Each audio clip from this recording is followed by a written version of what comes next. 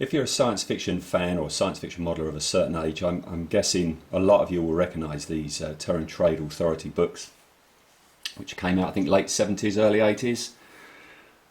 If you're not aware of them and you're a fan of classic 70s science fiction art, have a look on eBay, have a look on Amazon and track these down. Can't recommend them highly enough. Large hardback books collecting some, as I say, some classic science fiction paperback covers from the 70s. Collect them together, put a story around them. The stories aren't that good, but that's not what you buy it for. You buy it for the ability to have really nicely reproduced A4, in many cases, classic covers all bound together. Huge inspiration on me when I started out with the science fiction model making. And I've always wanted to do one of these, you know, just incredibly outlandish ships, you know, that just have no logic to them whatsoever, with outlandish colour schemes, outlandish markings. And I wanted to have a go at one. So that's what I did a few years back. Before I even started, and it's unusual in that before I even started, I knew what the colour was going to be. And the colour was going to be yellow and black. Again, as I say, outlandish designs. And who would have thought of having a yellow and black ship with some sort of like light blue side bits there like that? But it works. It really, really works. And I love them dearly. So I wanted to have a go. Had a look around for something to use for the basic shape.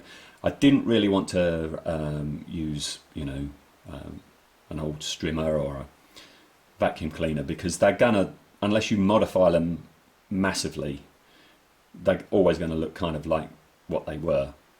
So I decided to make my own from scratch, like the Space 1999 derelict ship that I did a little while ago. Apologies for the vagueness. I made this one quite a few years ago now, and I've brought him down from the attic to show you today. And there he is. As I say, I wanted to have my own shape, and I had it in mind to have some sort of like flying hatchet shape. So here you go. It's all made out of plasticard. The basic shape's made out of plasticard, and you've got two sections. You've got this front section, a joining bit, and then an engine section. Okay, again, same as the Space 1999 ship. Apologies for not being able to get this in shot because it's pretty big. Okay, so very front of the ship. There we go. There she is there like this. Like I say, I made it a long time ago, and it's very hard to remember what I use now. I've got so many kit bits in my bits boxes that unless it's something that I've used an awful lot, it kind of gets hard to remember what I used. I don't remember at all what these two bits are here. That's just a hole. The cockpit window is just a hole. I just made a hole in the plasticard and put these couple of bits of pipe in either side. Don't remember any of this. I'm sure, no, hang on a minute. That, isn't it? Isn't that off the old MPC Millennium Falcon? I'm sure that's the bit that sits in the mandible at the front. Might be. That, I think, is the old Airfix Lunar Lander, from the Lunar Lander. So that's the front, like that. Go to this side. This is in the early days of me scratch building stuff, so you know, I look at some of these panels now and I wince. They are quite, you know, badly done here. They're not done very well at all, and I certainly wouldn't do them like that now. I cut a hatch here and backed it with plasticard and then put kit bits inside. I didn't want everything to be just a flat mass of panels. I wanted it to look like there was some sort of stuff going on inside. So we've got a recessed bit there. This bit just here, I think, came from the Airfix SRN4 hovercraft kit. You had like these bulkheads and things for putting inside, and I found if you just stick them on, you get a different gauge panel line and just some interesting shapes there. So that's what that fella is. Looking down it, I think that's a tiddlywink. That's from the hovercraft kit as well. Let's go up on top. Ribbed plasticard, hovercraft kit, I think. Not sure. Baco bricks, used by Martin Bower a lot on Space 1999, particularly in Dragon's Domain. I think that's the cap off of something. Anyway, that's the top.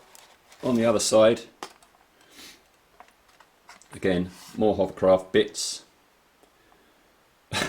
Bits I don't remember at all. I thought I'd have like an airlock here, so this is just 2 bits of plasticard covered by a ring, like that, yeah. This is a wheel. More Airfix bits there. The hovercraft bit. I wanted to join the engine section to the main section, but do it as, in a more interesting way than just, you know, just have a bit of pipe. This is a bit of pipe, but it's a piece of pipe and it's covered with the covers off of disposable razors, just stuck all the way around like that. Just makes for a new shape and a bit more detail in there. Here's the engine bit. It wobbles a bit. I really should have put a some sort of like rod down the middle. Again, rib card on the top. Pretty sure that's Tamiya. Don't know. The engine bit. You might recognise they're the rears of the Star Fury kits. About 10 years ago, I bought a job lot of partially built Star Furies and never regretted it. They really earned their keep, those fellas. I think that fella, that's hovercraft as well. So that's basically him. As I say, sorry I don't remember too much about what I used. I wanted to go yellow and black as a nod to those covers, which is what I've done. Decal wise, I wanted to have quite a few decals, and I did. I seem to have more on that side than I did on that side for some bizarre reason. But anyway, put them on, and then pasteled to